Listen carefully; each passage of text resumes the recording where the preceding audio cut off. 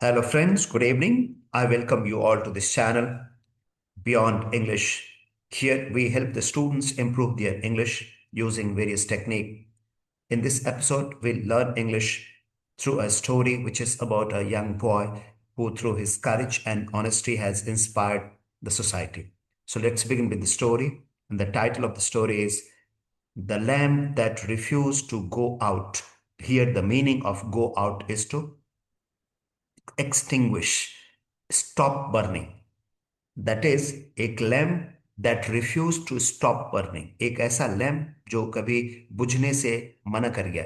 Go out is a phrasal verb. Go out meaning is to stop doing something, stop burning, stop burning. Fine.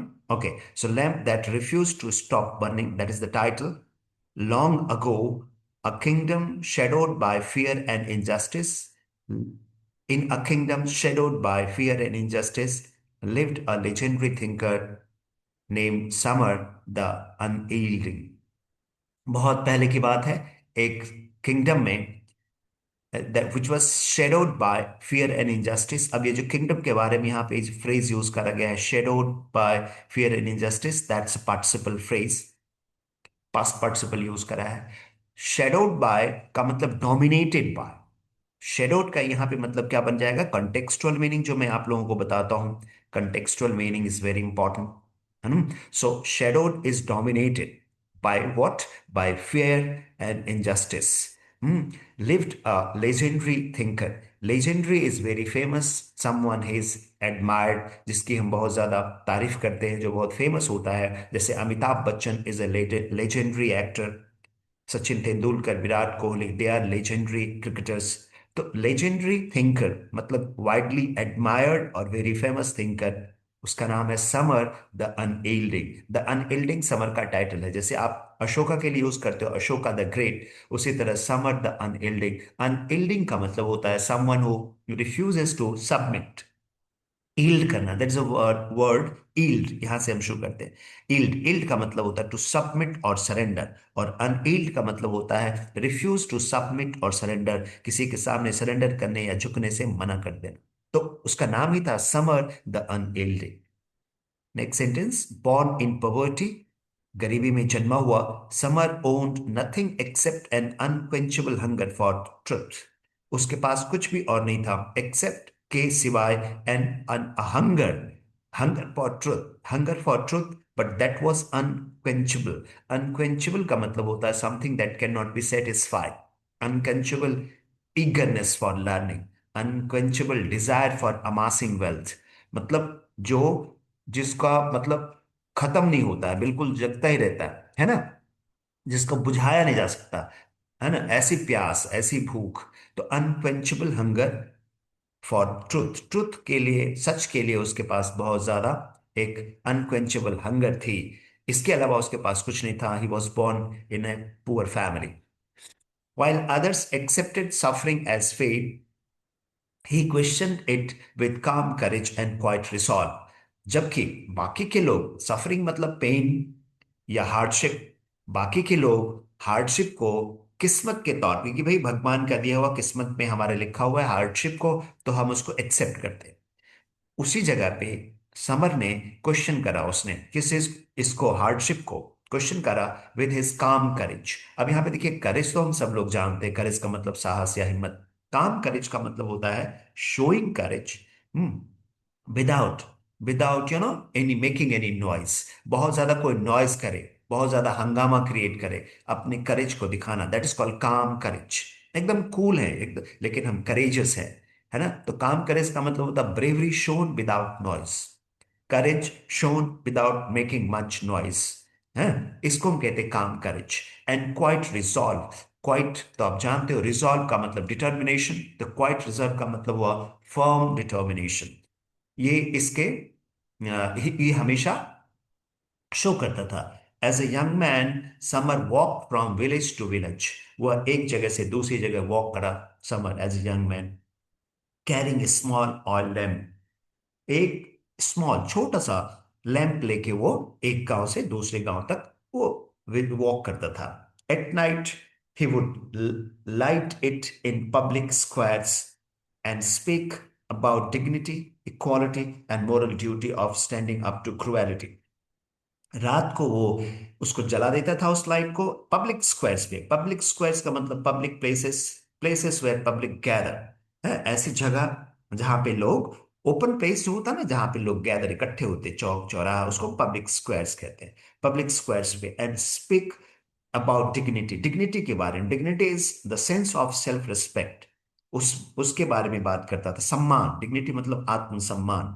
Equality मतलब समानता। And moral duty of standing up to cruelty. और वो ये भी कहता था कि भाई आप डिग्निटी और इक्वालिटी के अलावा आपकी मोरल ड्यूटी है कि आप क्रुएलिटी के खिलाफ स्टैंड अप टू क्रुएलिटी। कोई क्रूअल एक्ट समाज में कर रहा है तो उसके खिलाफ आप खड़े हो। तो एक ये मैसेज वो पब्लिक को देता था समर। अब आते हैं नेक्स्ट स्लाइड पे।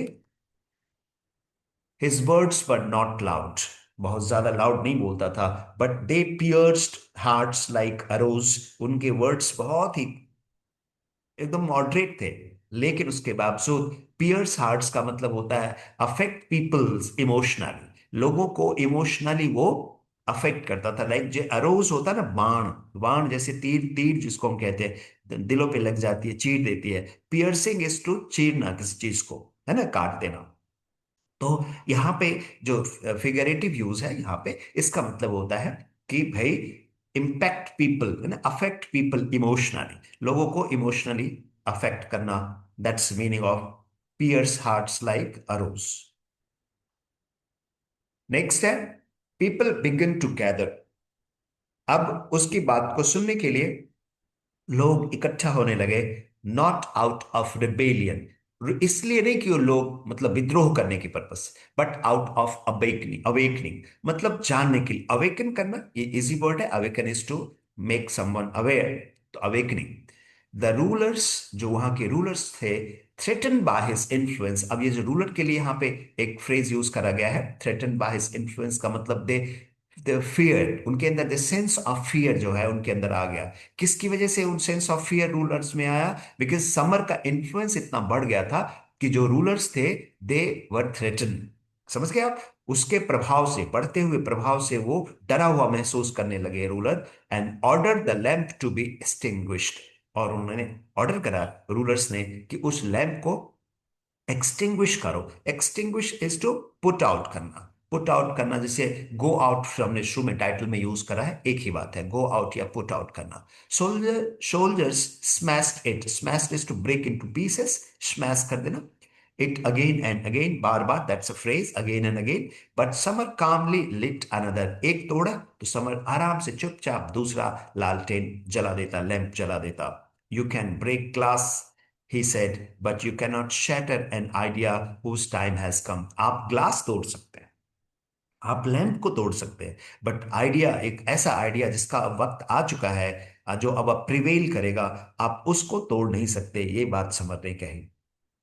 Years passed, वर्षों बीत गए। Summer was imprisoned, imprison is to putting someone into jail, confinement में डाल देना, keeping someone into jail। Forgotten by power but remembered by people.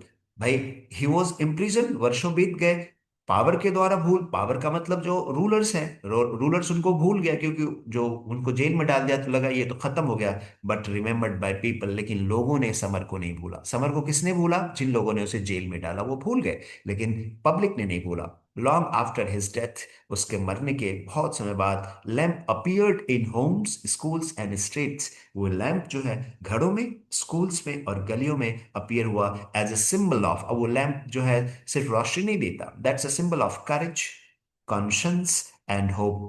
साहस का, विवेक का। कॉन्शियंस इज विवेक, one's ability to distinguish between right and wrong, that is conscience, conscience. तो conscience का, करेज एंड होप का, वो एक सिंबल के तौर पे लालटेन जो है वापस आया। Samar never ruled a kingdom, सभी समर कभी किंगडम का राजा नहीं था, येट ही ट्रांसफॉर्म माइंड, उसने माइंड को ट्रांसफॉर्म करा। His legacy reminds us that true greatness lies not in authority. उसने जो legacy is something that we pass on to coming generation, आने वाले जनरेशन को, that we leave behind for the next generation. Legacy is something that we leave behind for the coming generation. That's legacy.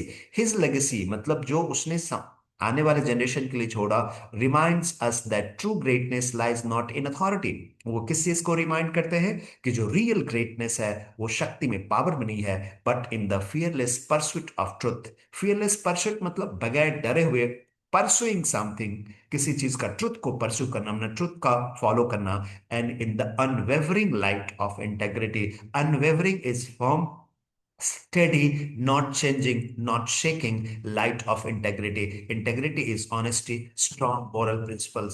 इसमें है मतलब true जो greatness है वो authority में नहीं है, बल्कि किसमें है? In the pursuit of truth and light of integrity. और जो डिफिकल्ट वर्ड है बच्चे, वो हमने यहाँ पे दिया हुआ है, आप इनको देख लीजिएगा। आज के लिए बस इतना ही। Thanks for watching. आप मेरे चैनल को लाइक करें, शेयर एंड सब्सक्राइब करें। Thank you very much.